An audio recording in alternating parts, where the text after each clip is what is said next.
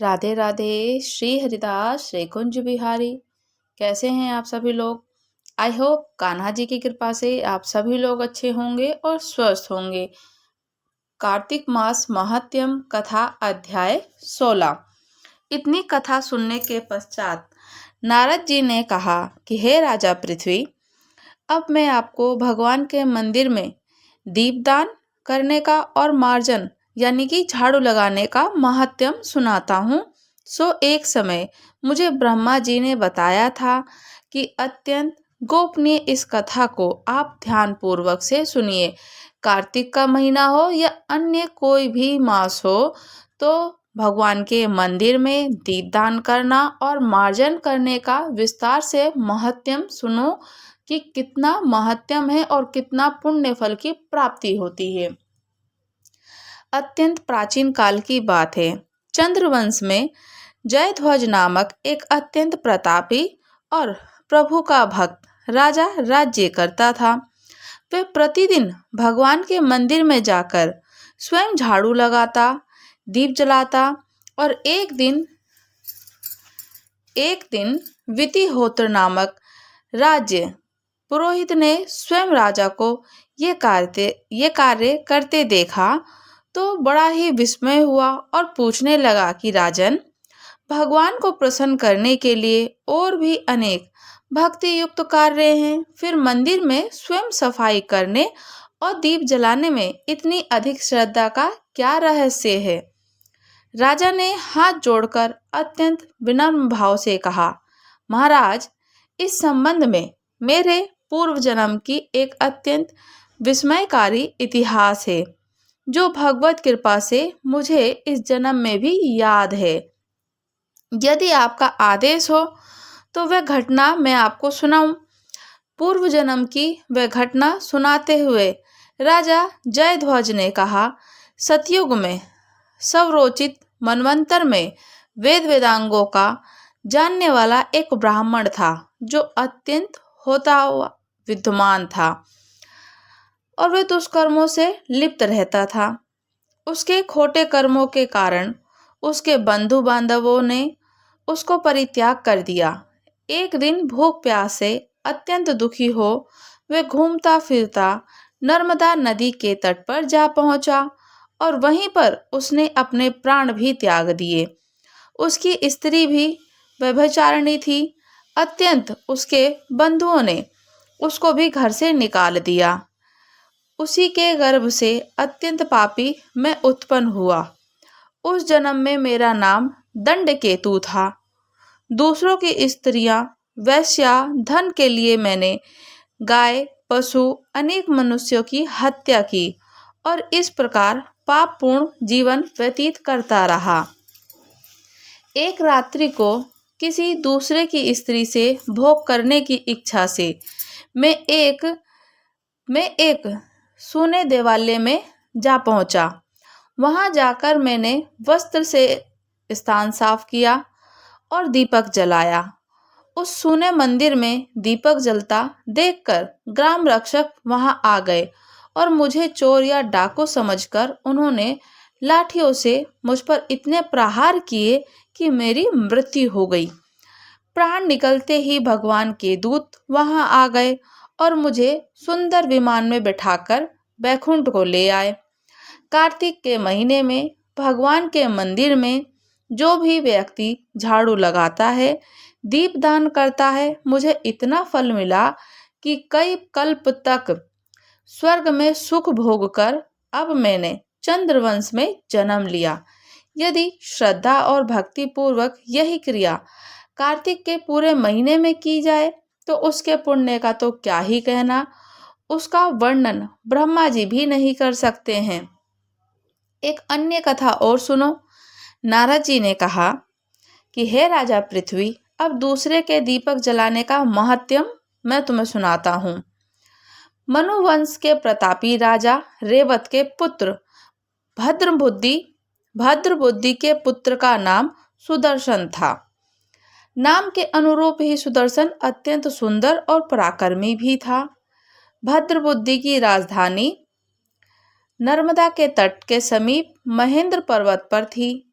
एक बार शिकारी खेलने के लिए शिकार सुदर्शन अपने साथियों के साथ वन में गया। घूमते फिरते हुए उसने नदी के उस पार एक समुद्र की कन्या को देखा, तो अपने साथियों को वहीं छोड़कर घोड़े पर सवार होकर तत्काल नदी के उस पार जा पहुंचा।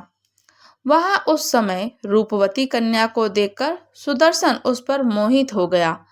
कन्या भी उस पर अत्यंत सुंदर बलशाली वीर पुरुष को देखकर लज्जा को प्राप्त हो गई और सुदर्शन ने शालीनता पूर्वक उस कन्या से उसका परिचय पूछा। तब उस कन्या ने बताया कि वह गोंड राजा की पुत्री है, उसका नाम मदनलासा है और अपनी सखियों के साथ क्रीड़ा करने के लिए वे यहाँ पर आई है। उसके बाद स्वेच्छा पूर्वक उन दोनों ने गंधर्व रीति से वहीं पर अपना विवाह कर लिया और कुछ समय तक नर्मदा नदी के तट पर विहार करते रहे। फिर अपने घर पर आकर वे दोनों आनंद पूर्वक रहने लगे। कुछ समय के बाद राजा भद्रबुद्धि अपने पुत्र सुदर्शन को राज्य सौंपकर स्वयं अपने वन में चले गए। राजा बनने के बाद सुदर्शन बड़ी कुशलता पूर्वक राजकाज चलाने लगा। रानी मदनालासा सदा अपने पति को विष्णु भगवान की पूजा आराधना करने का उपदेश करती रहती थी। इस प्रकार वे दोनों ही भगवान के अनन्य भक्त बन गए। राजा सुदर्शन ने रानी की प्रेरणा से भगवान का एक स्वर्ण मंदिर बनवाया। दोनों ही उसमें प्रतिदिन भगवान की पूजा, कार्तिक मास में दीपदान किया करते। एक दिन रानी ने मंदिर में दीप जला रही थी कि उसी समय राजा ने उसे बुलाया, परंतु दीपक जलाकर आने में रानी को देर लग गई। इस पर राजा सुदर्शन ने क्रोध के वश में आकर रानी से कहा, तुम तो कहती थी कि पति ही स्त्री का देवता होता है, फिर दीपदान में इतनी देर लगाकर तुमने मेरा अनादर क्यों किया? यदि देरी का कोई और गुप्त कारण हो तो कहो।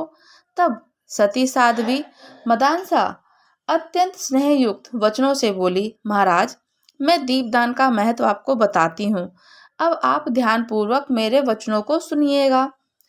अपने पिछले जन्म की कहानी सुनाते हुए रानी ने कहा कि अपने पिछले जन्म में मैं एक चुईया थी, गोदावरी के तट पर एक मंदिर में रहती थी।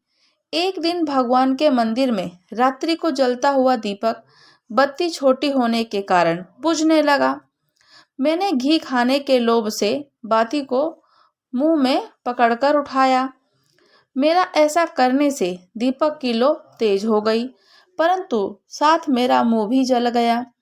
इसे मेरी मृत्यु को प्राप्त हो गई मैं, क्योंकि रात के समय भगवान का दीपक प्रज्वलित करते हुए मेरी मृत्यु हुई थी। तो इस कारण मैंने ऐसा सुंदर रूप पाया और आपकी रानी बनी। यदि कोई श्रद्धा पूर्वक भगवान के मंदिर में दीपदान करता है तो उसके फल का तो क्या ही कहना। आपके रानी के मुख ये वचन सुनकर राजा सुदर्शन ने आजीवन कार्तिक मास का व्रत करके भगवान के मंदिर में दीपदान किया और अंत में दोनों पति पत्नी बैकुंठ धाम को प्राप्त हो गए। अपनी कार्तिक मास की पूजा इसी प्रकार से करते रहे, निरंतर लगातार चलते रहे। तो राजा पृथ्वी ने कहा कि नारद जी, ये तो आपने भगवान शिव जी की बड़ी विचित्र कथा सुनाई। अब आप कृपया करके ये बताइए कि सब उस समय राहु उस पुरुष से छूटकर कहाँ गया? नारद जी बोले, उसे छूटने पर वह दूत बर्बर नामक से विख्यात हुआ और अपना नया जन्म पाकर धीरे धीरे जलंधर के पास चला गया। वहां जाकर उसने शंकर जी की सब चेष्टा कही। उसे सुनकर दैत्यराज ने सब दैत्यों को सेना पर आज्ञा दी। काल नेमी, शुंभ और निशुंभ आदि सभी महाबली दैत्य तैयार होने लगे तो एक से एक महाबली दैत्य करोड़ों करोड़ों की संख्या में निकलकर युद्ध के लिए जुट पड़े। महाप्रतापी सिंधुपुत्र शिव जी से युद्ध करने के लिए निकल पड़ा। आकाश का मेघ छा गया और बहुत अपशकुन होने लगे। शुक्राचार्य कटे सिर वाला राहु सामने आ गया। उसी समय जलंधर का मुकुट खिसक कर नीचे गिर गया, परंतु वो नहीं रुका। उधर इंद्र आदि सब देवताओं ने कैलाश पर शिवजी के पास पहुंचकर सब वृतांत सुनाया और ये भी कहा कि आपने जलंधर से युद्ध करने के लिए भगवान विष्णु को भेजा था। वे उसके वशवर्ती हो चुके हैं और विष्णु जी लक्ष्मी सहित जलंधर के अधीन हो उनके घर पर निवास करने लगे हैं। अब देवताओं को भी वहीं रहना पड़ता है। अब वह बलि सागर पुत्र आपसे युद्ध करने आ रहा है, अतः आप उसे मारकर हम सबकी रक्षा कीजिए। ये सुनकर महादेव शंकर जी ने विष्णु भगवान जी को बुलाकर पूछा कि हे ऋषिकेश, युद्ध में आपने जलंधर का संहार क्यों नहीं किया? बैकुंठ छोड़कर आप उसके घर पे कैसे चले गए और क्यों गए? ये सुनकर विष्णु जी ने हाथ जोड़कर नम्रता पूर्वक भगवान शंकर जी से कहा, उसे आपकी अंशी और लक्ष्मी का भ्राता होने के कारण मैं नहीं मार सकता। ये बड़ा वीर और देवताओं से अजय है। इसी पर मुग्ध होकर उसके घर पर निवास करने लगा हूँ। विष्णु जी के इन वचनों को सुनकर शंकर जी हंस पड़े। उन्होंने कहा कि विष्णु, आप ये क्या कहते हैं? मैं उस दैत्य जलंधर को अवश्य मारूंगा। अब आप भी देवता जलंधर को मेरे द्वारा ही मारा गया जाने अपने स्थान को जाइए। जब शंकर जी ने ऐसा कहा तो सब देवता संदेह रहित होकर अपने अपने स्थान को चले गए। इसी समय पराक्रमी जलंधर अपनी विशाल सेना के साथ पर्वत के समीप आ कैलाश को घोर सिंहनाद करने लगा। दैत्यों के नाद और कोलाहल को सुनकर शिवजी ने नंदी आदि गणों को उसे युक्त करने की आज्ञा प्रदान की। कैलाश के समीप भीषण युद्ध होने लगा। दैत्य अनेक प्रकार के अस्त्र शस्त्र बरसाने लगे।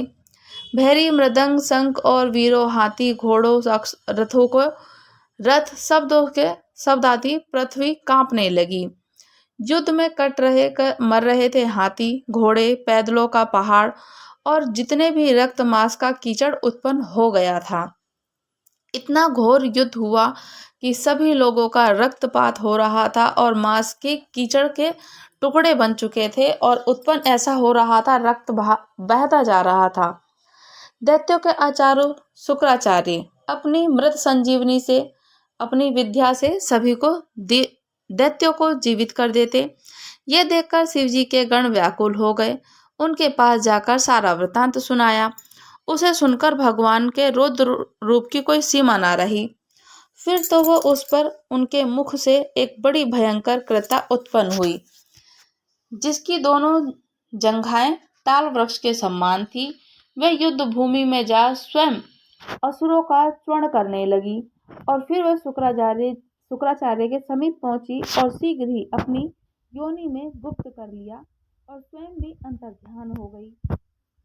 शुक्राचार्य जी के गुप्त हो जाने से दैत्यों का मुख मलिन पड़ गया और वे युद्ध भूमि को छोड़कर भाग गए। शुंभ निशुंभ और कालनेमी सेनापतियों ने अपने भागते हुए वीरों को रोका।